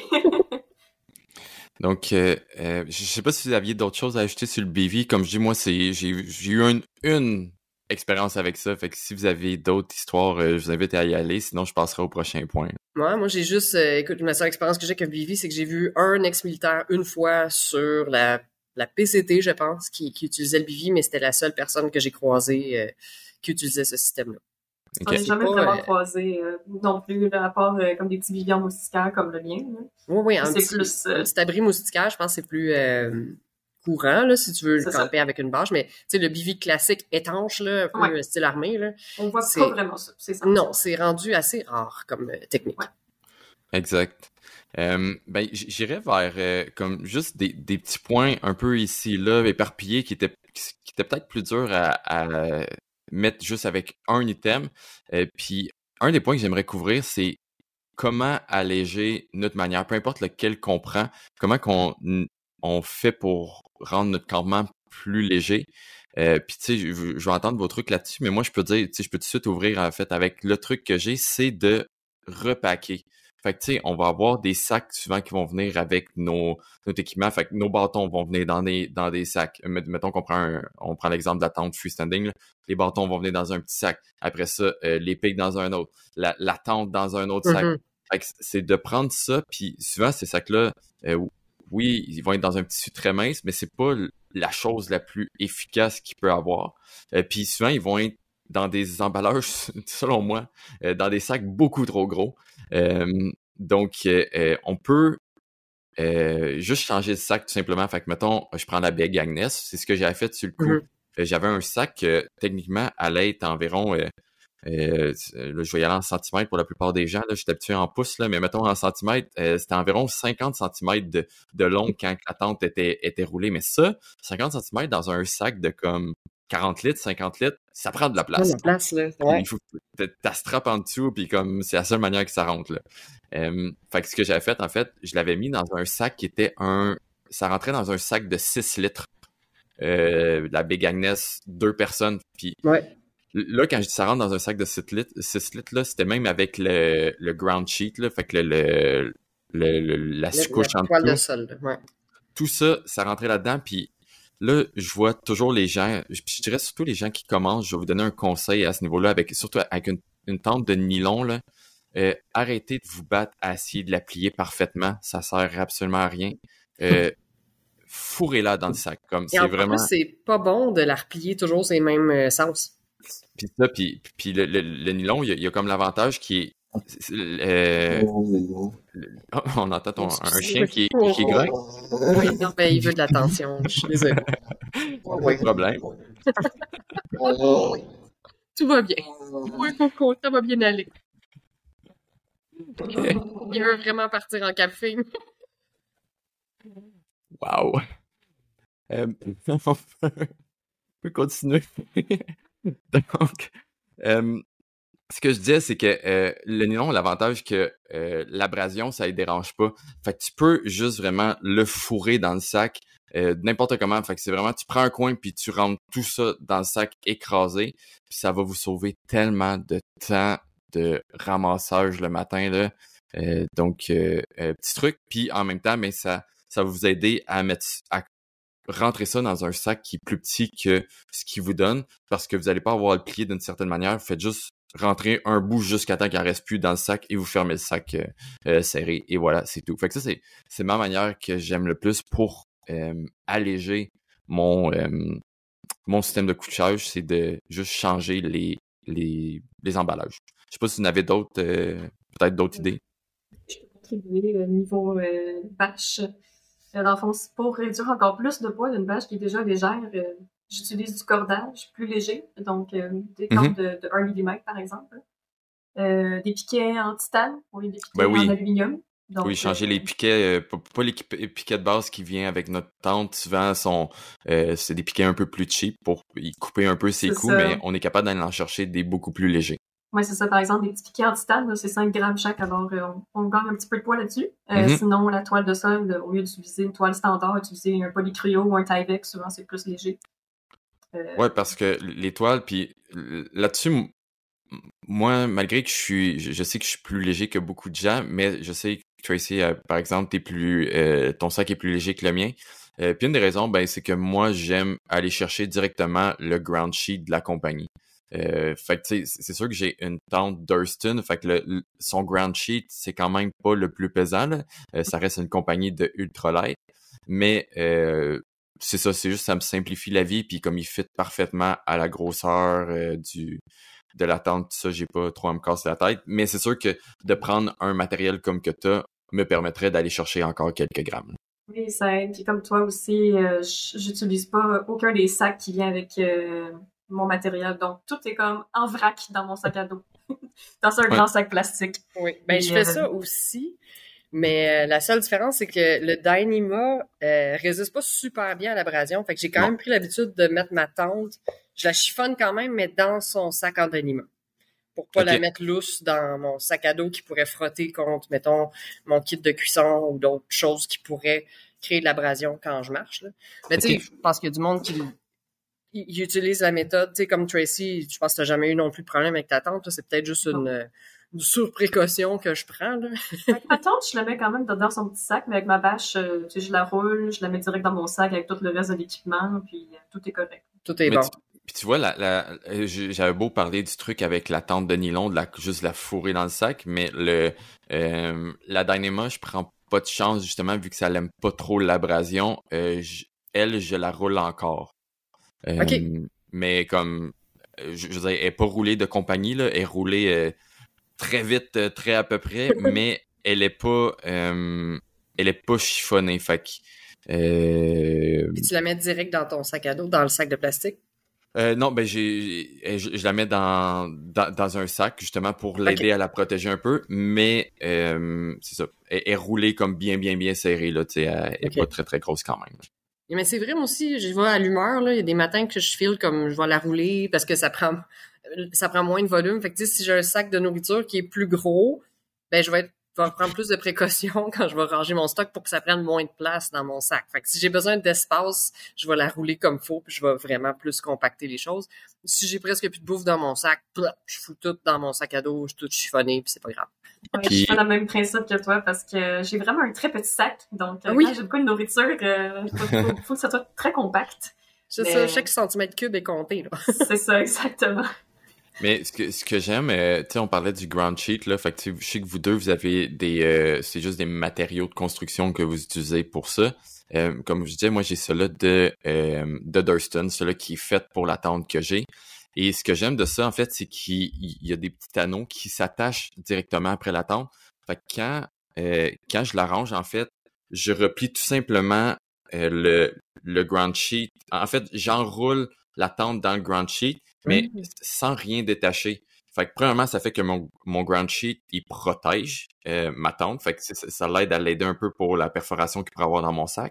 Mais ça fait que quand j'ai à la remonter, et pareil pour la défaire, j'ai jamais besoin de défaire rien. Fait que je la sors, le ground sheet, et tout de suite après, comme apprendre, il n'y a pas de positionner le ground sheet, positionner la tente par-dessus, tout se monte d'un coup. Puis ils glissent pas un par rapport à l'autre, hein, parce que moi, c'est ça que j'ai des fois comme problème, là. Je mets mon avec au sol, après ça, je monte ma tente par-dessus, puis là, il faut que je le rebouge un peu parce que il a bougé avec le vent, ou j'ai monté ma tente, je l'ai serré plus d'un bord que de l'autre. Non, c'est exactement, parce qu'il y a des attaches à chacun des coins qui attachent après les petites cordes qui a à chacun des coins de la tente. Donc, tout devient un. Puis si ta toile de sol est très boiteuse, très sale, tu as quand même l'option de la détacher puis de la ranger séparée. Ben oui, exact. Parce que tout ce qui est sale, dans le fond, après ta tente, c'est vraiment la toile de sol, là. Ce qui est boiteux. C'est la seule chose qui touche le sol. Là. Voilà. Fait que ça, je sais pas si vous aviez d'autres trucs. Moi, c'était pas mal mon truc principal que je voulais partager avec les gens, là, de juste changer vos sacs. Ouais, de réduire les emballages, c'est un bon truc. J'ai remplacé les piquets. Des fois, les piquets qui viennent avec, c'est peut-être pas les meilleurs. Des petits piquets en titane ou des piquets qui tiennent mieux parce que je sais qu'avec, exemple, la tente Big Agnes, les piquets qui viennent avec sont cute, sont petits, sont microscopiques, là, mais ils tiennent pas grand-chose. Ils sont pas très profonds, fait que c'est pas adapté à tout type de sol. Fait que n'hésitez pas à avoir un kit de piquets dépareillés, là. Moi, c'est un peu ça que j'ai, là. Puis toi aussi, hein, il n'y en a pas deux pareils. C'est comme des vieux ustensiles. Plusieurs sortes en titane, puis j'en ai un extra long pour vraiment, comme pour le point d'ancrage principal de ma bâche. J'en utilise un plus gros, par exemple. C'est ça. Fait que, tu sais, sans avoir 6 de chaque, là, mais tu sais, d'en avoir des dépareillés pour s'adapter à l'environnement quand on vient pour mettre sa tente au sol. Là, je trouve ça le fun. Ouais, exact. Puis moi, j'aurais un dernier point pour cet épisode-là, puis après ça, si vous avez d'autres points ou des histoires à compter, allez-y avec plaisir. Mais le dernier point que moi que j'aurais à dire, ça serait arriver à la maison. Ça reste de l'équipe, tu sais, les tentes, surtout quand on va aller dans des tentes spécialisées comme ça. Fait que, tu sais, même la Big Agnes, ça reste une tente qui va nous coûter environ 500-600 $, là, tu sais. Fait que même si c'est une tente qui est de grande surface, c'est quand même une tente dispendieuse. Mais après ça, quand on rentre dans le Z-Pack ou dans le Durston, tu sais, on monte à des tentes à 900, qui vont revenir environ à 900 là, avec les douanes, Oui, en dollars canadiens. conversions, tout ça. Ouais. Fait que, tu sais, c'est quand même beaucoup d'argent. Fait que, faut bien l'entretenir si on veut qu'elle dure dans le temps. Fait qu'on l'a dit, tu sais, que s'il y a une perforation, on arrange la perforation, on met un collant dessus, une patch. Mais la chose à faire, je dirais, c'est d'arriver à la maison, ça serait de la faire aérer un peu. Parce que ça se peut que notre dernier jour sur le campement, on l'a monté, il y avait de l'humidité, on l'a tout fermé comme ça, puis ben l'humidité est prise dans la tente. Fait qu'au moins, arrivé à la maison, moi, ce que j'aime la faire, c'est de la pendre dans ma douche. Puis même des fois, j'y donne une petite douche. Fait que je prends la douche téléphone, puis j'y passe l'eau un peu partout, puis je la laisse sécher après ça. Ouais, bien séché, tu sais. Puis idéalement, même quand on les entrepose à la maison, si on a l'espace, de la laisser suspendue sur une pôle dans un garde-robe au lieu de la ranger toute pliée, là. Fait que lui laisser de l'air, puis de la pacter seulement quand on part pour un trip, mettons. Si on a l'espace pour le faire. Ben ça, c'est idéalement, là, pour être honnête, j'ai beau avoir de l'espace chez nous, je le fais pas, ça. Je la fais sécher, une fois qu'elle est séchée dans ma douche, et après ça, je la range dans son sac, là. Ou, tu sais, même juste dans un bac de plastique, tu sais, sans la remettre dans son petit sac, sans la compacter, la laisser juste chiffonner dans tu sais, les boîtes de lait ou un bac Rubbermaid, ou la laisser un peu lousse, là, sans trop la compacter. Un peu le même principe que les sleeping bags, là. C'est sûr c'est pas comme le même enjeu qu'un duvet qui va finir par pas reprendre sa forme. Mais oui, c'est un bon point, ça, de toujours aérer sa tente, parce que même si on pense qu'on l'a rangé au sec de la dernière nuit, il y a toujours un petit peu d'humidité, puis ça peut faire des mauvaises surprises après ça quand on la ressort, des petites odeurs de moisi puis des taches de moisi. Ouais, exact. Puis tu sais, Catherine, je pense que t'as un bon exemple de ça là, avec ton prochain trip. Là. Ben, en fait, ton trip ton trip présent, peu importe. Encore, parce que je suis peut-être là en Nouvelle-Zélande présentement, si on est en différé. Là. Oui, parce que là-bas, en Nouvelle-Zélande, en fait, ils sont hyper stricts sur l'importation, puis ils sont super vigilants au niveau de l'environnement, parce que c'est un écosystème quand même très fragile. Hein? C'est des îles, puis ils sont à côté de l'Australie, où est-ce que tout peut te tuer. Fait que en Nouvelle-Zélande, ils n'ont pas tout ça. Fait que ils se protègent très bien, en fait. Fait qu'aux douanes, il faut pouvoir prouver, en fait, qu'on a complètement nettoyer son stock. Si on arrive avec du stock qui est pas neuf, entre autres ma tente, là, qui est la Z-Pack, va falloir que je la lave et que je la nettoie minutieusement pour qu'il n'y ait pas un grain de sable à l'intérieur, puis ils les inspectent. Donc, ils ont des grandes tables là, aux douanes. Là, il va falloir que je déballe mon sac et que je prouve, puis qu'ils vont l'inspecter, là, que tout est impeccablement propre à l'arrivée pour être sûr qu'on n'amène pas de parasites ou de trucs de l'extérieur du pays. Là. Fait que c'est une précaution à prendre quand on... Mais même, je pense, quand on voyage en général, là, essayer de pas transporter des insectes ou de la poussière d'un pays à l'autre, là, je pense que c'est des bonnes pratiques à avoir. Mais en Nouvelle-Zélande en particulier, ils sont hyper stricts là-dessus. Là. Ouais, ça serait quelque chose à faire attention. On va traîner de vieux corps de moustiques de l'Oregon en Nouvelle-Zélande maintenant. Puis, ben, je finirais en fait avec des petites histoires de camping, de rando qu'on a différents trucs. Là. Fait que ben, Tracy, je t'inviterais à ouvrir en fait parce que tu nous en as parlé un peu hors micro, une histoire d'orignal. Oh. Celle-là est arrivée à mon ami cet été. On faisait la traversée du parc national de la Gaspésie. Puis cette soirée-là, on arrive à notre petit camping. Il y a des petites plateformes. Et mon ami, avec sa belle tante Durston, s'est dit « Bon, je vais essayer de m'installer sur une petite plateforme, mais les petits fishbones qu'on utilise pour planter la Durston dans les planches de bois rentraient pas entre les planches. » Donc, on s'est dit « Bon, qu'est-ce que mon ami va faire? » Il s'est installé finalement à terre. Donc, tout allait bien, la nuit se passait. Mais à un moment donné, je l'entends dire des mots. Je me demande qu'est-ce qui se passe. On dirait que je parle à quelqu'un. Je regarde, et il parle à des orignaux. T'es en grande conversation. T'es en grande conversation. Il pensait que c'était un ours. Mais finalement, non. C'était 2 gros orignaux qui se promenaient autour de sa tante, qui se demandaient, qu'est-ce qu'il fait là, lui? Donc, mon ami, il a eu un petit peu peur. Pas sans peur, mais ça lui dérangeait que les orignaux soient autour de sa tante. Donc, quand t'es couché à terre puis qu'il y a 2 gigorignaux autour qui marchent. C'est ça. Puis moi, j'étais comme dans un petit abri, juste à côté, j'étais bien. Donc, il m'a rejoint dans le petit abri, puis il a laissé sa tante là. Mais le lendemain matin, quand on s'est réveillé, finalement, on a réalisé que les orignaux, la tente, finalement, était dans leur chemin. Puis il y a une raison pourquoi les plateformes étaient où est-ce qu'ils étaient. C'est parce qu'ils étaient hors des chemins des orignaux. Donc, sa tente dans le chemin des orignaux, les orignaux ont pilé dessus. Ils ont fait des petits trous sur le tour. Il y avait des traces de sabots, une petite morsure sur le top de la tente d'Hurston. Wow! Donc, mon ami était pas très content, ça fait 39. Mais il était content dans le sens qu'il était pas dans sa tente quand c'est arrivé, là. Non, c'est ça. Il était un peu triste parce que, tu sais, une tente d'Hurston en Doggy c'est pas cher. C'est la version pro, en plus. C'est ça, c'était la version pro. Donc, c'est un petit peu triste. Mais on l'a réparé, puis elle est comme neuve. Donc, parce que c'est pas garanti, ça. Il n'y a pas de garantie contre les animaux sauvages? Non, en effet, c'est pas sous la garantie. Non. C'est pas original proof. Mais c'est, oh my god, méchante histoire. Mais au moins, il a pris la bonne décision d'aller camper avec toi quand il a commencé à entendre du bruit, là. Non, c'est ça. Mais là, c'est dit, on a peut-être dû défaire la tente, mais là, on se dit toujours, quand on voit l'événement par après, on aurait pris des décisions différentes, mais c'est comme ça. C'est comme ça, on apprend. C'est pas le genre de situation qui arrive à tous les jours non plus, là. Moi, c'est un petit peu ma phobie quand je dors en hamac. Je sais pas pourquoi en tente, j'y pense moins. Mais les orignaux, ça a vraiment pas une bonne vision non plus, là. Ça voit rien. C'est ça. Puis en hamac, mon hamac, il est kaki, foncé et noir. Fait que quand je suis suspendue entre 2 arbres, j'ai toujours cette crainte-là. Puis là, tu viens d'augmenter ma peur. Les orignaux, ils se demandaient c'était quoi, tu sais, ils ont pris une petite bouchée, juste pour voir, là. Wow. Fait que morale de l'histoire, les plateformes sont pas là pour rien. Exactement. Ouais, on va essayer d'installer ces plateformes la prochaine fois. Wow. Toi, Alex, ta pire histoire de tente ou de campement? Ça s'est généralement toujours bien passé ou presque là. Après ça, c'est sûr que j'ai pris de l'expérience en choisissant où est-ce que je place ma tente maintenant, là. Tu sais, c'est arrivé des fois que tu le places puis en fin de compte, t'es en pente tout le long puis on dirait que toute la nuit, t'as l'impression d'être sur le bord de tomber. Fait que c'est sûr que ça, c'est des erreurs que j'ai faites.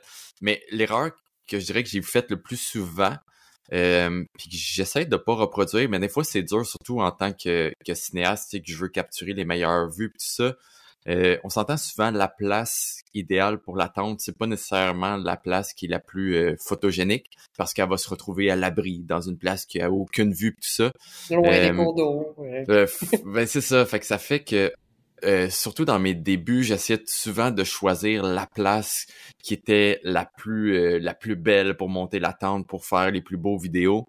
Mais ça fait que ces endroits-là, on a beau se coucher à cet endroit-là, puis que il fait super beau et il n'y a aucun vent, mais des fois dans la nuit, ça change rapidement. Fait on se ramasse avec, en fin de compte, la pluie qui commence et des gros vents, puis là, ta tente qui te flexe dessus toute la nuit, genre que tu te ramasses avec le toit de ta tente sur ton nez toute la nuit, là.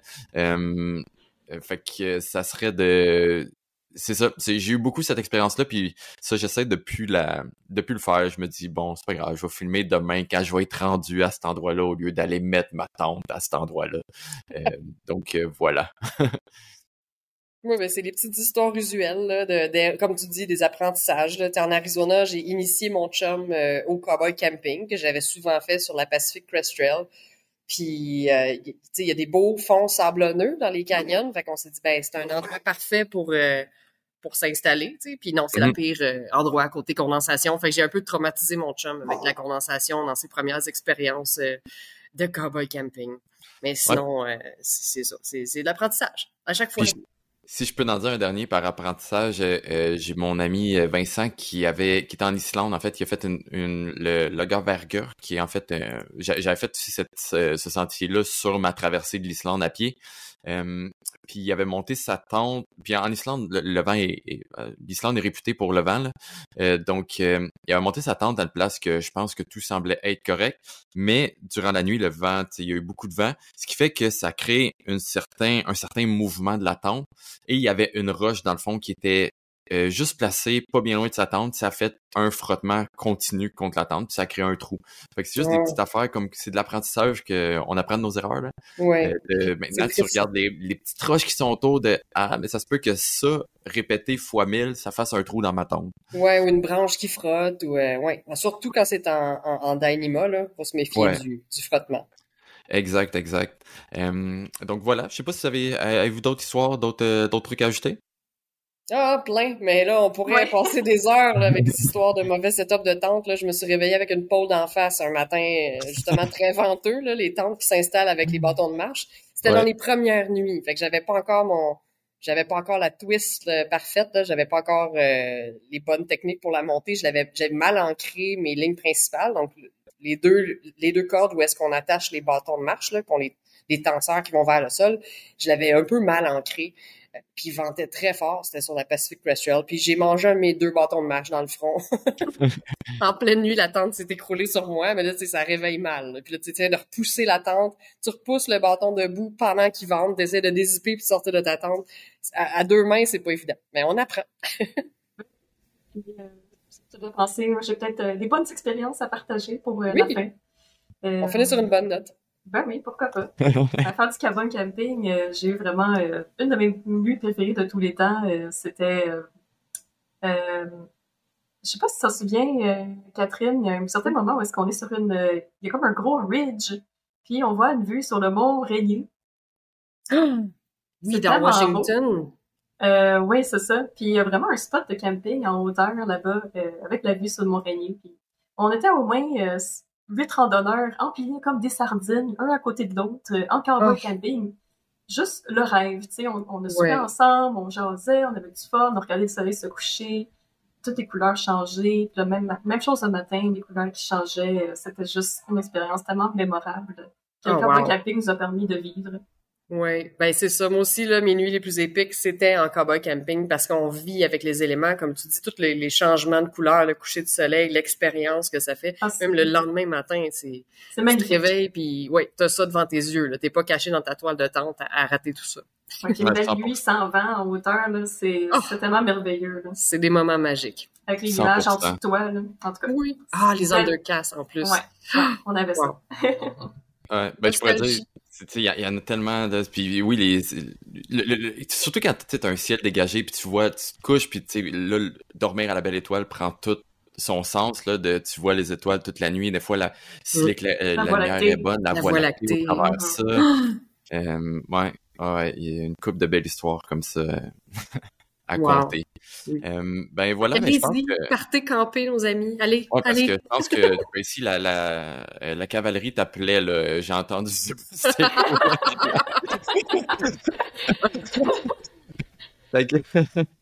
pense que ça va je suis sur une base militaire, alors c'est pour ça qu'il y a comme des sons. C'est carrément la cavalerie qui t'appelle.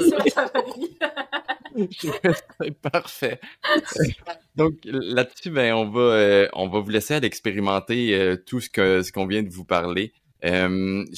Pour les gens qui voudraient voir un peu Tracy, mais vous l'avez sûrement vu passer sur différents groupes de randonnée au Québec, surtout t'es surtout actif sur Longue Randonnée Québec là. Fait que on te voit souvent ton nom Tracy. S'il y a une Tracy qui apparaît, c'est elle, elle normalement.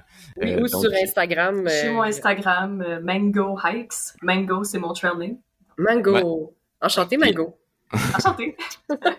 Vous allez voir, elle fait des super belles photos aussi. Ah oui, ben c'est pour ça que j'ai invité les gens à aller voir son Instagram. Là, les photos sont fabuleuses, puis ça nous donne un bon aperçu de tes setups de bâche en pleine nature. Fait que merci. Ouais. Écoute, Tracy, merci énormément d'avoir partagé tes expériences avec nous.